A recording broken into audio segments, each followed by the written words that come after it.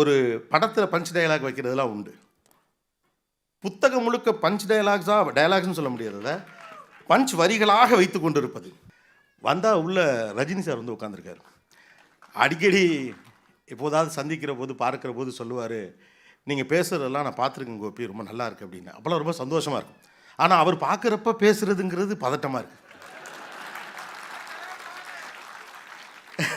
அதில் வரக்கூடிய பாம்பிலிருந்து தொடங்கி பறவையிலிருந்து, மிருகத்திலிருந்து, மரத்திலிருந்து, செடியிலிருந்து, கொடியிலிருந்து, கொப்பிலிருந்து, கொம்பிலிருந்து. கொப்புனா என்ன, கிளைனா என்ன, கொப்பு தான் கொம்பாச்சாரெலாம் விளக்கம் கொடுத்துட்டு போகிறார். அப்பப்போ போய் இது எல்லாவற்றுக்கும் ஆனால் சங்க இலக்கிய பாடல்கள் வழியாக அப்படி ஒன்று இருந்ததை இவர் நிறுவுகிறார். அந்த காலகட்டம் எப்படிப்பட்டதாக இருந்திருக்கிறது அப்படிங்கிறது அதில் ஆச்சரியம். ஜஸ்ட் லைக் தட் ஒரு ஃபேண்டசி ஸ்டோரின்னு போகிறோம். அது குழந்தைக்கு கதை சொல்லுகிற போதும் விவரணையாக சொல்கிறதுன்னு ஒன்று இருக்குல்ல.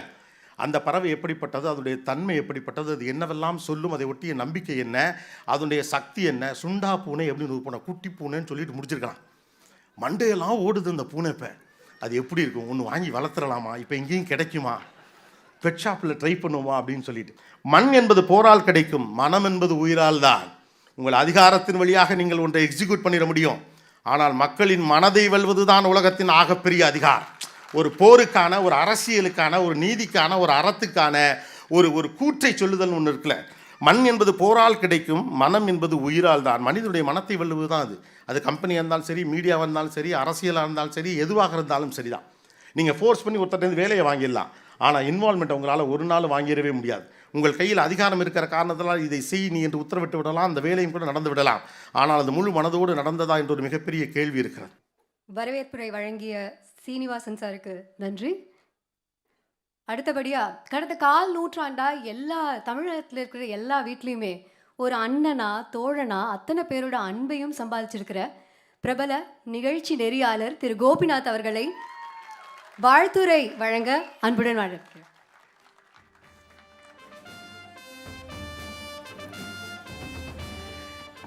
எல்லாருக்கும் வணக்கம்.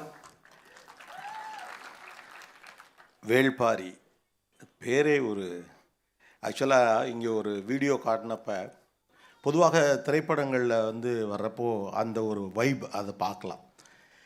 அந்த பாரிங்கிற அந்த பேரை போட்டவுடனே இங்கிருந்து அந்த கைத்தட்டல் சொன்னிச்சு அவர் எந்த அளவு உள்ள ஊடுருவி இருக்கிறார் அப்படின்னு சொல்லிட்டு ரொம்ப மகிழ்ச்சி. ஒரு எழுத்தாளர் எந்த அளவு டெடிக்கேட்டடாக இருக்க முடியும் அப்படிங்கிறது, தமிழ் எழுத்தாளர்கள் பெரும்பாலும் டெடிக்கேட்டடாக தங்களுடைய பணிகளை செய்யக்கூடியவர்கள். 7 ஆண்டுகள் தொடர்ச்சியாக ஆய்வு செய்திருக்கிறார் சு வெங்கடேசன் அவர்கள். அதையும் தாண்டி மேற்கு தொடர்ச்சி மலைகளில் 20 ஆண்டுகள் 25 ஆண்டுகள் தொடர்ச்சியாக அதோடு தொடர்பு இருந்து இயற்கையோடு கூடிய வாழ்வு எப்படி இருந்தது என்பதை உள்வாங்கி கொண்டிருக்கிறார். இந்த புத்தகத்தில் இருக்கக்கூடிய ஆக்சுவலாக கடந்த 2 நாளாகவே மண்டையில் இதான் ஓடிக்கிட்டே இருந்துச்சு. அப்புறம் தான் ரொம்ப சந்தோஷமாக இருந்துச்சு. உள்ளே உட்காந்து பேசிட்டு இருந்தப்போ தான் சங்கர் சாரே சொன்னார், 2 நாளாக இதுதான் என் மண்டையில் ஓடிக்கிட்டே இருக்கு அப்படின்னு. சங்கர் சாருக்கு ரொம்ப நாளாக இதான் என் மண்டையில் ஓடிக்கிட்டே இருக்கும். அதனால் ஸோ என்ன பேசுகிறது, எதை பேசுகிறது, உள்ளே போனால் இதை பேசுவோம், அப்புறம் பார்த்தா இல்லை இதை பேசுவோம், அப்புறம் போனால் இதை பேசுவோம், அப்புறம் தான் தெரிஞ்சு எல்லாத்தையெல்லாம் பேசலாம் முடியாது, ஏதோ 4 விஷயம் பேசலாம் அவ்வளோதான். வந்தால் உள்ள ரஜினி சார் வந்து உட்காந்துருக்காரு. அடிக்கடி எப்போதாவது சந்திக்கிற போது பார்க்குற போது சொல்லுவார், நீங்கள் பேசுகிறதெல்லாம் நான் பார்த்துருக்கேன் கோபி, ரொம்ப நல்லா இருக்குது அப்படின்னு. அப்போல்லாம் ரொம்ப சந்தோஷமாக இருக்கும். ஆனால் அவர் பார்க்குறப்ப பேசுகிறதுங்கிறது பதட்டமாக இருக்குது.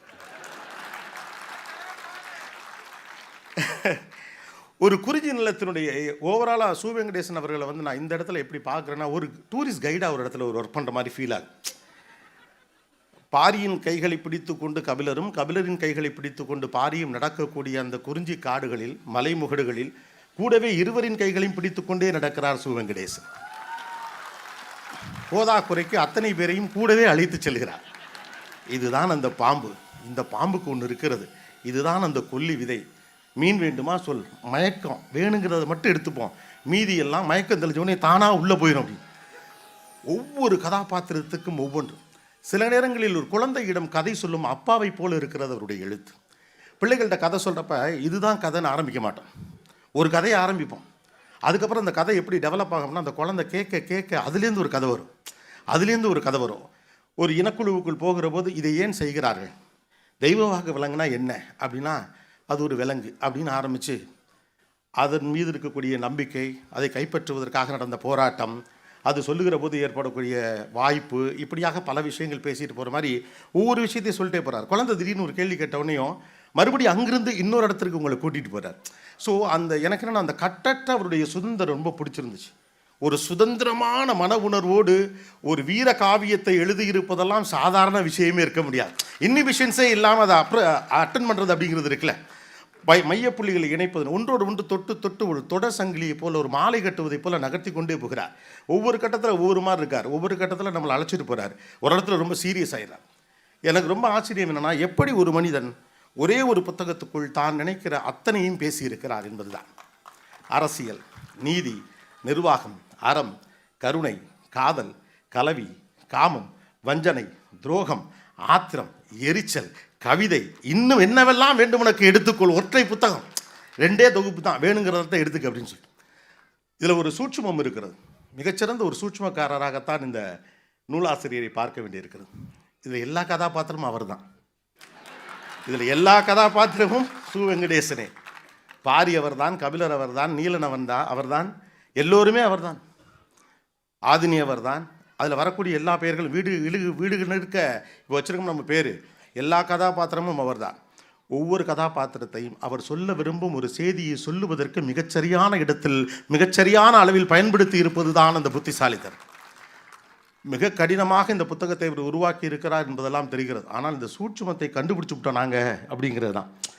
சில உங்கள் கதையில் வரக்கூடிய, உங்களுடைய வேள்பாரியில் வரக்கூடிய சில விலங்குகளுக்கென்று இருக்கக்கூடிய சில தனித்த குணம் போல சில உண்டு. சில எழுத்தாளர்களுக்கு, சில படைப்பாளிகளுக்கு இப்படி ஒன்று உண்டு. ஒரு விலங்கை பற்றி சொல்லுவாங்க. நான் ஒரு ஃபேண்டஸியான ஒரு அனிமல் பற்றி படிச்சிருக்கேன். அது கடிச்சிருச்சுன்னா, இல்லை அது நம்மளை பிடிச்சிருச்சுன்னா நாமளும் அதுவாகவே மாறிடுவோம். வேள்பாரி படிக்கிறவரும் வெங்கடேசன் ஆகிறார். எனக்கும் கற்பனை வரும். அந்த ஃபேண்டசிக்குள்ளே போகிற போது அழகால் அடித்து கொள்ளும் ஒரு பறவை, அது எப்படி ஆந்தை முகத்தோடு ஒரு மிருகம், இது என்னது, இது எங்கே இருக்குன்னு எனக்கு பெரும் சந்தேகம் வந்தது. நிறைய பேருக்கு நிறைய சந்தேகங்கள் இருந்திருக்கலாம். சந்தேகம் இருக்கிற போதெல்லாம் நானும் சற்றும் யோசிப்பதே இல்லை. சம்மந்தப்பட்டவருக்கே பேசிடுவேன். 20 ஆண்டுகளாக என்னால் ஒரு நிகழ்ச்சியை நடத்த முடிவதற்கான ஒரே காரணம் அதுதான். சந்தேகம் வந்தால் யோசிக்கக்கூடாது, சம்மந்தப்பட்டவங்கள்ட்ட கூச்சம் இல்லாமல் கேட்டேன். நேற்று அவருக்கே ஃபோன் பண்ணிட்டேன். இதில் வரக்கூடிய கதாபாத்திரங்களில் எதெல்லாம் உண்மை, எதெல்லாம் கற்பனை எனக்கே புரியலை சார் அப்படின்னு சொன்னால் மிக அற்புதமாக இருக்கிறது. என்னென்னா, கற்பனை என்று நாம் நினைத்து கொண்டிருக்கக்கூடிய பல்வேறு கதாபாத்திரங்களுடைய உண்மைத்தன்மை. கதாபாத்திரம் என்று சொல்லுவது நான் மனிதர்களை பற்றி மட்டும் சொல்லலை. அதில் வரக்கூடிய பாம்பிலிருந்து தொடங்கி பறவையிலிருந்து, மிருகத்திலிருந்து, மரத்திலிருந்து, செடியிலிருந்து, கொடியிலிருந்து, கொப்பிலிருந்து, கொம்பிலிருந்து. கொப்புனா என்ன, கிளைனா என்ன, கொப்பு தான் கொம்பாச்சாரெலாம் விளக்கம் கொடுத்துட்டு போகிறார். அப்பப்போ போய் இது எல்லாவற்றுக்கும் ஆனால் சங்க இலக்கிய பாடல்கள் வழியாக அப்படி ஒன்று இருந்ததை இவர் நிறுவுகிறார். அந்த காலகட்டம் எப்படிப்பட்டதாக இருந்திருக்கிறது அப்படிங்கிறது அதில் ஆச்சரியம். ஜஸ்ட் லைக் தட் ஒரு ஃபேண்டசி ஸ்டோரின்னு போகிறோம். அது குழந்தைக்கு கதை சொல்லுகிற போதும் விவரணையாக சொல்கிறதுன்னு ஒன்று இருக்குல்ல. அந்த பறவை எப்படிப்பட்டது, அதனுடைய தன்மை எப்படிப்பட்டது, அது என்னவெல்லாம் சொல்லும், அதை ஒட்டிய நம்பிக்கை என்ன, அதனுடைய சக்தி என்ன, சுண்டா பூனை எப்படின்னு பூனை, குட்டி பூனைன்னு சொல்லிட்டு முடிச்சிருக்கலாம். மண்டையெல்லாம் ஓடுது அந்த பூனை. இப்போ அது எப்படி இருக்கும், ஒன்று வாங்கி வளர்த்துடலாமா, இப்போ எங்கேயும் கிடைக்குமா, பெட் ஷாப்பில் ட்ரை பண்ணுவோமா அப்படின்னு சொல்லிட்டு. ஆனால் அப்படிப்பட்ட ஒரு பூனை எதற்காக வளர்க்கப்பட்டது என்பதற்கான விவரணையையும் அவர் சங்க இலக்கியத்திலிருந்து எடுத்திருக்கிறார். போதாக்குறைக்கு வாய் வழியாக வளர்ந்த இந்த கதையினுடைய பின்னணிகளையும் சேர்த்திருக்கார். கிரேட்டஸ்ட் மிக்சர் எவர். ஒரு ஃபுல் மீல்ஸ்ன்னு சொல்லுவாங்கள்ல, வாய் வழியாக வளர்ந்த கதையும் அதுக்குள்ளே இருக்கிறது. சங்கம் இருக்கிறது, சங்கத்தமிழிலிருந்து சங்க இலக்கியத்திலிருந்து பாடல்கள் சரியாக அதற்கான ஆதாரங்கள் கொண்டு வரப்பட்டிருக்கிறது. கீழடி போன்ற ஆய்வுகள் இதற்குள் சொல்லியிருக்கிறார்கள். இதுபோக போதாக்குறைக்கு இவர் 7 ஆண்டுகள் இவர் ஆய்வு செய்து வெளியிட்ட ஒரு ஆய்வு கட்டுரை. இது எப்படி வேணாலும் எடுத்துக்கலாம். இதை ஆய்வு கட்டுரை என்று எடுத்துக்கொள்ளலாம். ஆண்டர்ப்ரனர்ஷிப்புக்கான ஐடியாஸை சொல்கிற ஒரு புத்தகம்னு எடுத்துக்கலாம். போர் எப்படி இருக்கும் தெரியுமா தம்பி அப்படிங்கிறதுக்கான புத்தகமாக எடுத்துக்கொள்ளலாம். வீரனை போரால் வீழ்த்த முடியாது, உன்னால் வஞ்சகத்தால் வீழ்த்த முடியும், அதை வச்சு தான்டா நீ வீழ்த்த முடியும்னு சொன்ன வீர மரபாக இருக்கலாம். தனிநபர்கள் எப்படிப்பட்டவர்களாக இருக்கிறார்கள், மனிதர்கள் எப்படிப்பட்டவர்களாக இருக்கிறார்கள், அரசியல் என்ன பேசுகிறது என்று பல்வேறு கோணங்களில் பேசுகிறார். சில விஷயங்கள் இதில் எழுதி நான் எடுத்துகிட்டு வந்தேன். அது எல்லாத்தையும் இந்த மீடியா ஹவுஸஸில் ஒரு பெரிய பிரச்சனை உண்டு. நம்ம நிறைய பிளான் பண்ணிட்டு இருப்போம்ல, அதெல்லாம் அவங்க ஏற்கனவே ஏவியா போட்டுருவாங்க. உட்காந்துக்கிட்டு எல்லா பேரையும் படித்து மனப்பாடம் பண்ணி, பரவாயில்ல மனப்பாடம் போனாலும் சொல்லிவிடுவோம் அப்படின்னு எழுதிட்டு வந்திருப்போம்ல, அதுக்காண்டியாவது நான் சொல்லணும். கஷ்டப்பட்டு எல்லா பேரையும் எழுதிட்டு வந்ததுக்காண்டியாவது அதை சொல்லணும். இதில் சில பேர் சொல்லப்படலை. அதில் ரொம்ப அழகான ஒரு பேர் சூழ்கடல் முதுவன் அப்படின்னு ஒரு பேர் உண்டு. ஒரு பிஸ்னஸ் எம்பையர், சூழ்கடல் முதுவன், எல்லாம் வளைச்சு பிடிச்சி அடிக்கிற அப்படின்னா. ஆனந்த விகடனில் ஒரு முறை ஒரு வார்த்தை வந்தது. அப்போது ராக்கண்ணன் அவர்களிடம் கூப்பிட்டு அந்த வார்த்தைக்கான அர்த்தம் கேட்டேன். அதகளம் அப்படின்னு ஒரு வார்த்தை. சில வார்த்தைகள் அப்படியே பக்குன்னு மனசில் நிற்கும். அதகளம் அப்படின்னா அப்புறம் எனக்கு ஒரு விளக்கம் சொன்னார். அது உனக்கு எப்படி புரிய வைக்கிறது, அடித்து பிடிச்சு துவைச்சு தூக்கி போட்டு மிதிச்சு எல்லாம் சேர்ந்த கலவை அது அப்படின்னார். அதுபோல் சூழ்கடல் முதுவன் அப்படிங்கிற ஒரு வார்த்தை. அதே போல் இருக்கக்கூடிய ஒரு வானியல் அறிவு பெற்றவருக்கு அவர் வைத்திருக்கக்கூடிய பேர் திசைவேலர். திசைவேலர் என்றொரு பெயர். வேள்பாரியின் தோழன் நீலன் உங்களுக்கு தெரியும். அப்புறம் வாரிக்கையன், தேக்கன், உதிரன், இரவாதன், காலம்பன், முடியன், நீலன் மனைவி மயிலா. இந்த பேர் தான் எனக்கு மிக பிடித்த ஒரு பெயர்.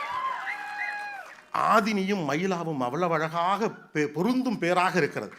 அதில் இன்னொரு, நான் இந்த பாத்திர படைப்புகளில் எந்த இடத்துலையுமே கேரக்டரைசேஷனை ஏற்றவோ இறக்கவோ இல்லை. ஆண் எப்படி வீரமும் ஆளுமையும் அறிவும் கொண்டவனாக காட்டப்படுகிறானோ அதே போலத்தான் ஆதினியும் மயிலாவும் மற்றவர்களும் காட்டப்படுகிறார்கள்.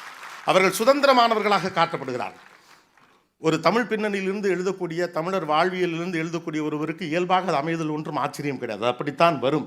ஆனால் அவர்கள் சுதந்திரமான மனிதர்களாகவும் இருந்திருக்கிறார்கள் அப்படின்னு சொல்லி கபிலர் வருகிறார், நீலனிடம் பேசுகிறார். பாரியை பற்றி பேசுகிற போது நீலன் சொல்லுகிற இடத்திலேயே வியந்து போகிறார். நீலனே இப்படி பேசுகிறானே, அப்போது பாரி எப்படி பேசுவான்? அடுத்து மயிலா பேசுகிற போதெல்லாம் மயங்கி போகிறது கதை. பாரியை சந்திக்கலாமா வேண்டாமா என்ற ஒரு சந்தேகமே வரக்கூடிய அளவுக்கு பாரி பற்றி பேசுகிறது.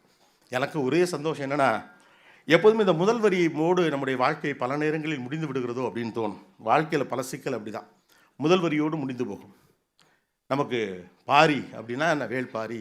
வேள்பாரிங்கிறத இப்போ தான் நம்ம தெரிஞ்சுக்கிறோம். முல்லைக்கு தேரின்தான் பாரி. இந்த ஒத்த வரியை 2 மார்க்குக்காக படித்த இடத்துல, இந்த ஒத்த வரியை 2 மார்க்குக்காக படித்த இடத்துல, அவன் கருணை மட்டும் கொண்டவன் அல்ல, அவன் ஒரு மாவீரன். இயற்கையின் மீது அன்பின் மீதும் அவ்வளவு கொண்டவன். மக்களின் சுதந்திரத்திற்காகவும் அவர்களுடைய மனதுக்காகவும் அவர்களுடைய நேர்மைக்காகவும் வாழ்ந்த ஒரு மாபெரும் மனிதன். அஞ்சா நெஞ்சன், ஒரு பெரிய போர் வீரன் அப்படிங்கிற எல்லாத்தையும் கொண்டு வந்து சேர்த்ததுன்னு இருக்குல்ல. ஆக்சுவலாக ஒரு சமூகம் வளர வளர அது அடுத்த கட்டத்தை நோக்கி நகரணும், முதல் வரியை தாண்டி நகரணும். நமக்கு இது பெரும் சிக்கல். உலகத்திலேயே அதிக மக்கள் தொகை கொண்ட நாடு எதுன்னு கேட்டால் பட்டு நம்ம இப்போ இந்தியான்னு சொல்லிடுவோம். இப்போ நம்ம ஃபஸ்ட் பிளேஸில் இருக்கிறதுனால அடுத்த இடம் அப்படின்னம்னா எல்லாருமே சொல்லிவிடுவோம் சீனா, ஏன்னா ஏற்கனவே ஃபஸ்ட்டில் இருந்தான். ஓகே, 3வது யாருன்னு கேட்டோம்னா 30 பேரில் 3 பேருக்கு தெரிஞ்சால் பெருசு. நம்ம அடுத்து தாண்டி போகவே மாட்டோம், ஏன்னா நமக்கு தேவையில்லை. 4வது அதுக்கு நமக்கு சம்மந்தமே இல்லைன்னு. ஆனால் ஒரு சமூகம் அடுத்த கட்டத்தை நோக்கி நகரன்னா முதல் கட்ட தகவலை தாண்டி போகணும். இந்த மாதிரியான புத்தகங்கள் அந்த மாதிரி அடுத்த கட்ட நகர்வை நோக்கி நகர்த்துவது தான் ரொம்ப முக்கியமாக இருக்கிறது. ஏற்கனவே பிரபலமாக இருக்கக்கூடிய வரலாறை தாண்டி சிலருடைய வரலாறை எடுத்து சொல்லுகிற போது ஏற்படுகிற நம்பிக்கையை இது விதைத்திருக்கிறது. பாரி என்பது பெயர் அல்ல, அது ஒரு நம்பிக்கை, அது ஒரு குறியீடு, அது ஒரு அடையாளம், அறத்தின் அடையாளம், அன்பின் அடையாளம், இயற்கை என்னும் கொடையை எப்படி பயன்படுத்த வேண்டும் என்ற ஒரு நெறிக்கான ஒரு அடையாளம். அதே போல் ஒரு படத்தில் பஞ்ச் டயலாக் வைக்கிறதுலாம் உண்டு. புத்தகம் முழுக்க பஞ்ச் டயலாக்ஸ்னு சொல்ல முடியாதத பஞ்ச் வரிகளாக வைத்து கொண்டிருப்பது. அதான் நான் சொன்னேன், இந்த புத்தகத்தை அவர் வெவ்வேறு விஷயங்கள் அணுகியிருக்கார்.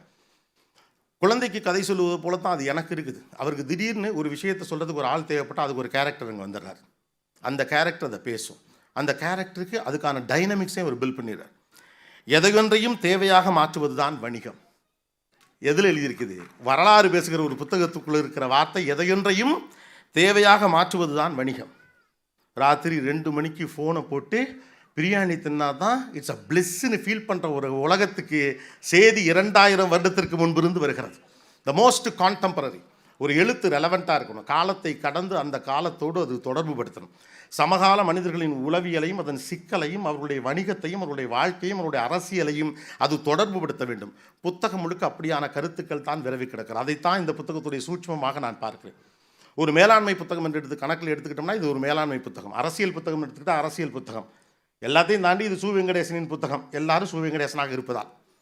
ஸோ இதில் இருக்கக்கூடிய முக்கியமான இந்த இது எனக்கு ரொம்ப பிடிச்சிருந்துச்சு. இன்றைக்கி இருக்கக்கூடிய கன்சூமரிக் ஆட்டிடியூடில் ஒரு மாலுக்கு நம்ம போகிறப்போ எதை வாங்கணும்னு போகிறோமோ அதை தவிர மீதி எல்லாத்தையும் வாங்கிட்டு எதை வாங்க போனோமோ அதுக்காக பணம் இல்லாமல் திரும்ப வந்து நாளைக்கு போவோமான்னு கேட்குற ஒரு ஊரில் இந்த வார்த்தை எனக்கு ரொம்ப முக்கியமானதாக படுகிறது. அதை வாரன் பஃபெட் தான் சொல்ல வேண்டும் என்ற அவசியம் இல்லை. ஒரு வரலாற்று நூல் வழியாக சு வெங்கடேசனும் சொல்லுவார். தேவையே இல்லாத பொருட்கள் எல்லாத்தையும் வாங்கி வாங்கி குவித்து, இந்த வார்த்தை வந்த பிறகு தான் கவனிச்சப்பட்டு தெரிஞ்சு எல்லாத்தையுமே முக்கியமானதாகவே மாற்றி வைத்திருக்கிறோம். லக்ஸுரின்னு ஒன்று இப்போ இல்லவே இல்லை. எனக்கு இது வேணுமா வேணாமாங்கிறத பற்றி நான் முடிவே பண்ணலை. இது உனக்கு வேணும், இல்லைன்னா அது உனக்கு கௌரவ குறைச்ச, இல்லைன்னா உன்னை ஒருத்தனை மதிக்க மாட்டான், இல்லைன்னா உன் வாழ்க்கை நிறைவடையாது. பெரிதாக யோசின்னு போனது போக big size king size life வாழு அப்படின்னு சொல்லி எல்லாரையும் ஒரு கன்சியூமராக மாற்றிக்கொண்டிருக்கக்கூடிய ஒரு காலகட்டத்துக்குள்ளே ஆன்லைனில் கார்ட்டிங் அப்படிங்கிறது டிசீஸாக மாறிக்கிட்டு இருக்கு அப்படின்னு சொல்லுவாங்க. எல்லாத்தையும் எடுத்து காட்டில் போட்டுக்கிட்டே இருக்குது. எதுக்கு வேணும், எதுக்கு வேணாம், எதுக்கு வேணும். வீட்டில் எந்த பொருள் வைக்க இடமே இல்லை, வீடு பெருசாக தான் இருக்குது, தேவையில்லாமல் நிறையா பொருள் உள்ளே இருக்குது. அத்தை வீட்டில் பார்த்தது, சித்தி வீட்டில் பார்த்தது, அது கூட அப்புறமா வாங்கிக்கலாம். நாத்தனார் வீட்டில் பார்த்ததையெல்லாம் 4 நாளைக்குள் வாங்கவில்லை என்றால் எங்கள் கௌரவம் தரிகட்டு போகும் என்ற இடத்தில் இந்த வார்த்தை எனக்கு ரொம்ப பிடித்திருந்தது. எதையென்றையும் தேவையாக மாற்றுவது தான் வணிகம். இரண்டாவது ரொம்ப நுட்பமானது. இது ஒரு பக்கம் ஒரு ஆண்டர்பிரினர், ஒரு பிஸ்னஸ் அல்லது இன்றைக்கி இருக்கக்கூடிய ஒரு அட்வர்டைஸ்மிங் ஃபார்மேட் அல்லது கன்சூமரிசத்தை பற்றி பேசுகிறதுனா, இன்னொன்று ஈகை அற்புதத்தை பேசுகிறது. அவர் வள்ளல் தன்மை கொண்ட மனிதர், ஓகே. பாரியும் வள்ளல் தன்மையும் ஒன்றோடு ஒன்று இணைந்தது, முல்லைக்கு தேரிந்தான் பாரி அப்படின்னு சொல்லிட்டு போகணும். ஆனால் அதை ஒட்டி சில கேள்விகள் இருக்குல்ல. அந்த மயிலால் பாரிக்கு என்ன ஆக போகுது? மயிலால் பாரிக்கு ஒன்றும் ஆக போகிறது. ஒருவேளை பக்கத்து நாட்டு மன்னனாக இருந்தாலும் நாளைக்கு பஞ்சாயத்து இருந்தால் பார்டரில் நின்று பேசிக்கொள்வதற்கு அது தேவைப்படலாம். இல்லை ஒரு மாபெரும் வணிகராக இருந்தால் ஏதோ ஒரு வகையில் அரசாங்கத்துக்கு ஒரு டொனேஷன் கொடுப்பாருனா அது கொஞ்சம் அமைதியாக இந்த வைத்துக்கொள் தேரை நாளை தா அப்படின்னு சொல்லிட்டு போகலாம். எதுவுமே கிடையாது. பாரி யாரென்றே அந்த மயிலுக்கு தெரிந்திருக்க வாய்ப்பில்லை. அந்த மயில் யாரென்றும் பாரிக்கு தெரிந்திருக்க வாய்ப்பில்லை. 2000 வருடங்களுக்கு பிறகு அவரை பற்றி மேடையிலே கோபிநாத் பேசும்போது இதை குறிப்பிடுவான் என்று ஒரு நாளும் பாரிக்கும் மயிலுக்கும் தெரிந்திருக்காது. சு வெங்கடேசனுக்கே தெரிந்திருக்காது இல்லையா? அதைத்தான் அங்கே அழகாக அவர் சொல்கிறார். வள்ளல் தன்மை என்பது நிர்வாகத்திறன் அல்ல, அது குழந்தையின் குரல் கேட்ட கணத்தில் பால் கசியின் தாயின் மார்பை போன்றது. அது அப்படி வரணும் அப்படின்னு. அது கணக்கு போட்டு பண்ணுற வேலையெல்லாம் கிடையாது. இதை செய்தால் இது நடக்கும், இதன் வழியாக இதை உருவாக்கி கொள்ள முடியும், இதை நம்ம செஞ்சோம்னா. ஏன்னா இப்போ வள்ளல் தன்மையெல்லாம் நம்ம அப்படி தான் வச்சுருக்கிறோம். ரொம்ப ஜெனரஸ். 5001 ரூபா மையெழுத்தம் ஜெனரஸாக இருக்கணும். ஏன் கஷ்டப்படுறாங்க? 10,002 ரூபாய் அது கட்டாயம் வரும், நமக்கு கணக்கு தெரியும் இல்லையா? 100 ரூபாய்க்கு பொருள் வாங்கி கொடுத்துவிட்டு 300 போட்டா எடுக்கிற கதையெல்லாம் நடந்து கொண்டு இருக்கக்கூடிய ஒரு காலகட்டத்தில் வள்ளல் தன்மை என்பது இயல்பாக வரக்கூடிய ஒரு குணம், ஒரு தாயினுடைய குணத்தை போன்றது அப்படிங்கிற ஒரு அந்த உணர்வு இருக்குல்ல. வள்ளல் தன்மை நிர்வாகத்திறனில் அது பிளான் போட்டெல்லாம் செஞ்சிடலாம் முடியாது அப்படின்னு ஒன்று இருக்குல்ல. அது ஒரு இயல்பாக வரக்கூடிய குணமாக இருக்க வேண்டும். தமிழ் இருக்கிறது அப்படித்தான் இருந்திருக்கிறது அப்படின்னு. இப்போது நம்மக்கிட்ட வள்ளல் தன்மை இருக்கிறது. ஆனால் அதெல்லாம் கொஞ்சம் மாறிக்கொண்டு இருக்கக்கூடிய இந்த காலகட்டத்தில் இதனால் எனக்கு பலன் கிடைக்கும், இந்த சொந்தக்காரனுக்கு நான் இதை செஞ்சால் எனக்கு பலன் கிடைக்கும், அல்லது என் நண்பனுக்கு நான் இதை செஞ்சால் பலன் கிடைக்கும். நம்மளுடைய நெட்வொர்க்கிங் நம்ம பண்ணக்கூடிய எல்லா விஷயத்தின் பின்னாலும் வள்ளல் தன்மை எதுவும் கிடையாது. எல்லாமே இன்றைக்கி ஒன்று செஞ்சால் நாளைக்கு நமக்கு கிடைக்கும், 1 போட்டால் 2 கிடைக்குமா, 2 போட்டால் 4 கிடைக்குமாங்கிற கணக்கு நடந்து கொண்டு இருக்கக்கூடிய காலகட்டத்தில் வள்ளல் தன்மைக்கான ஒரு டெஃபினேஷன் இதன் வழியாக சொன்னது போல தெரிகிறது.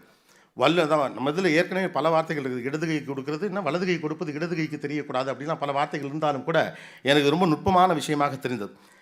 3வது, தீமையை கனப்பொழுதில் மாற்ற முடிகிற வல்லமை வார்த்தைகளுக்கு உண்டு. அடே அப்பா, எனக்கு அது ரொம்ப பர்சனலாக கனெக்ட் ஆச்சு. நிறைய வார்த்தைகளை கோர்த்து ஒரு நிகழ்ச்சியை நடத்தும் வேலை எனக்கு உண்டு. வார்த்தைகள் எவ்வளவு வலிமையானது என்று நான் அறிவேன். ஒரு நீயான நிகழ்ச்சியில் ஒரு அம்மா சொன்னாங்க, உங்களை நெகிழ வைத்த வார்த்தை அது, எந்த வார்த்தையை கேட்டபோட்டு நீங்கள் கண்ணீர் விட்டு அழுதீர்கள் அப்படின்னு கேட்டப்போ அவங்க சொன்னாங்க, நான் ஒரு பகுதியில் குடியிருந்தேன், எதிர் வீட்டில் ஒரு அம்மா இருப்பார், எப்போதாவது பார்க்குற போது புன்னகைக்கக்கூடிய ஒருவர், அவ்வளவுதான். நானும் என்னுடைய அப்பாவும் மட்டும் இருந்தோம். திடீரென்று ஒரு நாள் அப்பா இறந்து போகிறார். அந்த பொண்ணுக்கு என்ன செய்யுதுன்னு தெரில. அப்படியே உட்காந்துருக்காங்க. அப்பா இறந்துட்டார். என்ன செய்கிறது, யாரை அணுகிறது ஒன்றுமே தெரியல. ஏதோ ஒன்று தெரியுது, பிரச்சனை இருக்குன்னு தெரிஞ்சு எதிர்த்த வீட்டிலேருந்து அந்த அம்மா வராங்க. அது வரைக்கும் 2 பேர் பேசிக்கிட்டு கிடையாது, முகமன் மட்டும் தான் சும்மா பார்ப்பாங்க. அவ்வளோ அவங்கள பார்த்தோன்னே இவங்க கட்டி பிடிச்சி அழறாங்க. எனக்கு என்ன செய்யுதுன்னு தெரியலன்னு சொன்னப்போ அந்த அம்மா சொன்னாங்களாம், கவலைப்படாத நான் பார்த்துக்கிறேன் அப்படின்னு. அவ்வளோதான், ஒத்த வார்த்தை. கவலைப்படாத நான் பார்த்துக்கிறேங்கிற அந்த ஒத்த வார்த்தையை 10 ஆண்டுகளுக்கு பிறகு ஒரு நிகழ்ச்சியில் சொல்லுகிறார்கள். Word as a character, word as an emotion. பல உறவுகள் பிரிந்தது வார்த்தைகளில் தான், பல மன்னிப்புகள் நடந்தது வார்த்தைகளில் தான். மிகப்பெரிய விளக்கங்கள் கொடுத்த பிறகுலாம் நடந்த மன்னிப்பை விட தெரியாமல் செஞ்சிட்டேன் சார் சொன்ன ஒத்த வார்த்தைக்காக மன்னிச்சவன் தான் கோடி பேர். தெரியாமல் செஞ்சிட்டேன்னு சொல்கிறவனை என்னடா பண்ணுறது, தெரியாமல் செஞ்சிட்டேங்கிறதுக்கு அவ்வளோ பெரிய பலி இருக்குது. என்னை மன்னிச்சிருங்கன்னு சொல்கிறதுக்கு அவ்வளோ பெரிய வார்த்தை இருக்குது. வார்த்தைகளுக்கு வலிமை உண்டு, அதுவும் தமிழினுடைய வார்த்தைகளுக்கு கேரக்டரே உண்டு. கோபங்கிற வார்த்தையை நீங்கள் சாந்தமாக சொல்லவே முடியாது. ஆத்திரம் வருது அப்படின்னு தான் சொல்ல முடியும். கத்தாரா அப்படிங்கிறது கத்தி தான் சொல்லுவாங்க. கவனிச்சிருக்கீங்களா இல்லையா? அமைதியாரு, சொல்லிலே அமைதியாயிருவோம். ரகசியம் பேசல, ரகசியம் ஒரு விஷயம் ரகசியமாக சொல்கிறேன், மைக்கில் சொல்லி மெதுவாக பேசுவாங்க. கவனிச்சிருக்கீங்களா? Word as a character. ஒரு தீமையை மாற்றக்கூடிய, கனப்பொழுதில் மாற்றக்கூடிய வல்லமை வார்த்தைகளுக்கு உண்டு. ஒரு ஆட்டோக்கார அண்ணன் வராரு, நம்ம 2 வீலரில் ஒருத்தர் போகிறோம், படக்குன்னு மோதுறோம்.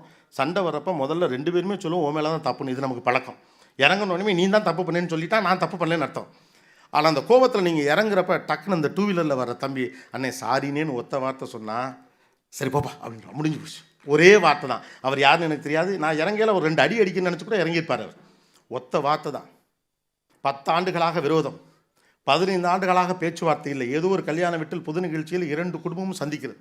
நீ செத்தா நான் வரமாட்டேன், நான் செத்தா நீ வரக்கூடாதுன்னு சொல்லக்கூடிய ஒரு வாழ்க்கை முறைக்குள் சண்டைக்குள் இருந்த குடும்பம்.